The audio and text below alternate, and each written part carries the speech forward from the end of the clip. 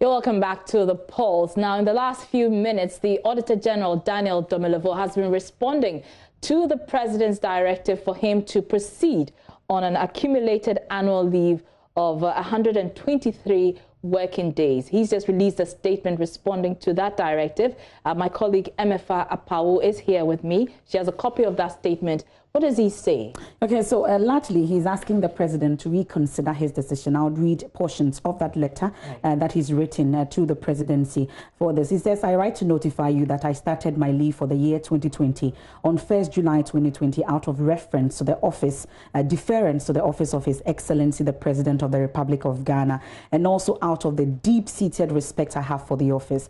I think it necessary, however, to bring to the attention of the high office of the President a few matters relevant to our constitutional governance, due process, and the rule of law. Now, it goes on to say that your letter to which I have referred justified the directive that I take my accumulated annual leave of 123 working days because records available to the office indicates that I have accumulated annual leave of 123 working days. Now, Rabbi, it says, my knowledge of recent labor law and practice in the country is that no worker is deemed to have accumulated any leave on account of their having failed, omitted, neglected, or even refused to enjoy their right to annual leave, which the law guarantees for their benefit, not the employer. Now it says, to the best of my knowledge, therefore, where in any given year a worker fails, omits, neglects, or even refuses to take their annual leave, such leave is deemed forfeited with no corresponding obligation on the part of the employer to enforce the worker's right to take their leave by assuming, deeming, or declaring the forfeited leave accumulated. And this issue was raised by Austin Game when this issue came up first. They say, be that as it may, the directive that I proceed on leave and hand over all matters relating to the office to Mr. Johnson Ekwuamwa, with all due respect, has serious implications for the constitutional dependence of the office of the Auditor General. I have been constrained to make the point above as a result of the following main observations. It says, previous correspondence from the chairman of the Audit Service Board, who works at the office of the senior minister, together with public pronouncements by ministers, make it clear that the Auditor General's work is embarrassing the government. The office must have been aware also that several appointees of the president have not, since the year 2017, taken their annual leave to date. The direction, therefore, that I proceed on leave, oblivious of the other workers similarly circumstanced, gives the impression that the decision is not taken in good faith. Well, in the Kroll and Associates versus the Auditor General, the Supreme Court offered the lawyers 10 days from 24th June 2020 to bring their written submissions, and the Auditor General is to inspect documents or evidence of work done by the senior minister before going back to the Supreme Court. Now it says, I consider it an honor to be of service to the state and urge that you reconsider the directive in order to protect the sanctity of the labor law, the constitution, and the dependence of the Auditor General, which is of utmost importance insofar as ensuring that the constitutional principles of probity, transparency, and accountability are concerned.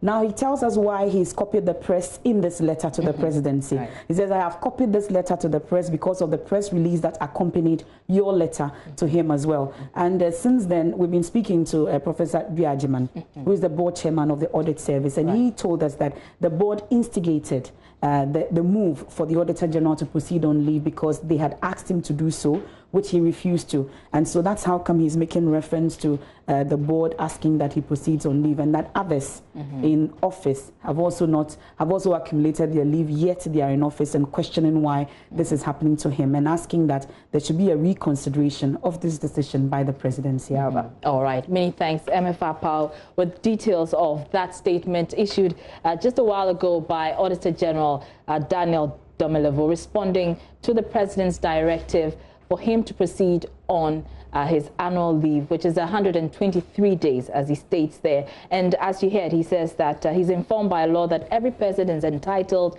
save in limited circumstances, to waive what the law has ordained for their benefit, and in this case, a worker's leave. And he says also that, you know, the directive that he proceeds on leave and hands over everything relating to the office to Mr. Johnson Ekwuamwa with all due respect, has serious implications for the constitutional independence of the Office of the Auditor General.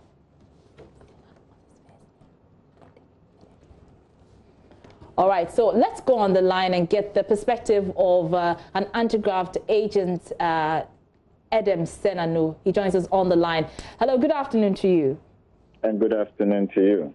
I'm sure you've heard the Auditor General's response to the President's directive. What are your initial reactions? Well, I think that the Auditor General has held himself up with a lot of integrity. He indicates that it is out of respect for the office of the President. It is clearly indicated that he feels that the presidency has made a mistake, which is aligned with what most of us thought. Because you set a very dangerous precedent when we start having the executive being able to instruct independent institutions of state and asking their heads to go on leave, etc. Just making an example of the Electoral Commission, if the Electoral Commissioner was asked to proceed on leave at this time, that would be serious.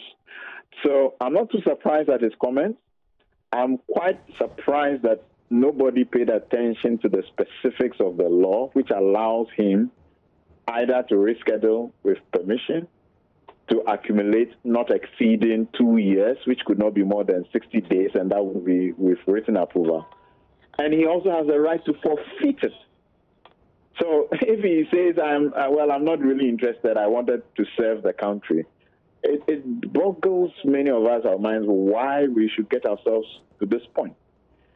So I think that he's done the right thing so that we don't have an unnecessary agitation between the auditor and the presidency. But we are hoping that the presidency will take a good look at this and understand the issues.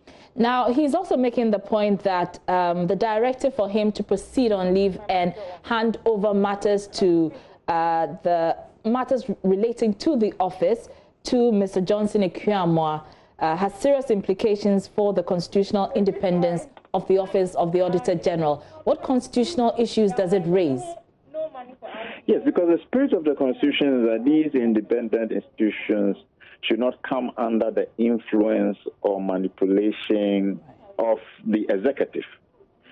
Indeed, one of the things that this particular scenario highlights is the fact that we need to do much more in terms of protecting and guarding the independence of such institutions. Because as we are all aware, the Auditor General has come in head on with many of the appointees of the executive in recent years.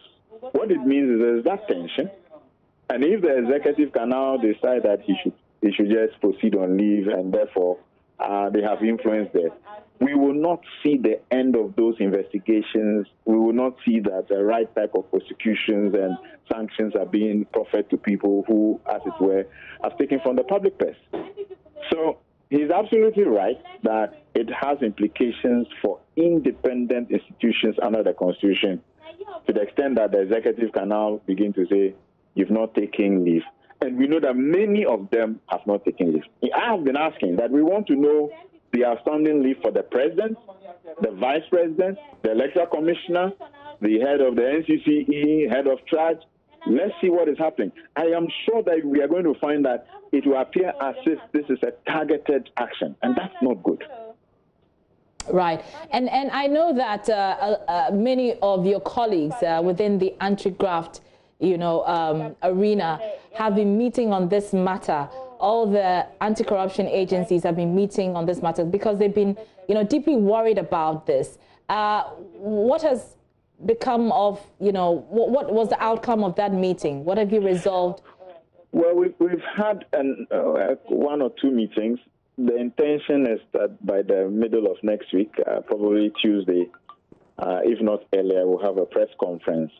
And in fact, the letter from the Auditor General almost mirrors our thinking on the issue, because we've looked at the Human Resource Manual for the Public Service, we've looked at the laws, Act 651, etc., and international best practice on it, and they all point in the same direction. It would be in our own interest if the presidency deals with it before we start making press statements, etc., because we don't want in a political season to seem as if we are going against the government. But this particular decision does not sit well for good governance in this country. As a precedent, it would just destroy and undermine our fight against corruption and the independence of such institutions. So we will be speaking about this as early as Tuesday collectively, so that people understand that it's not one group or one person who has drawn this conclusion. So essentially, the Auditor General is asking the president to reconsider this directive and have him back at work. Is that a call that the agencies, all the anti-graft agencies, are backing? The theme is going to be bring back the Auditor General. That's going to be the overriding issue, bring back the Auditor General. Because otherwise, you set a precedent that spells a lot of trouble for all of us. So bring back the Auditor General. All right. Thank you so much for your time. That's Adam Senanu. He speaks for the citizen movement against corruption there. And he's been speaking to the statement released by the Auditor General, in which he is responding to the president on that directive to proceed on a 123-day leave. And he's asking the president to reconsider that directive.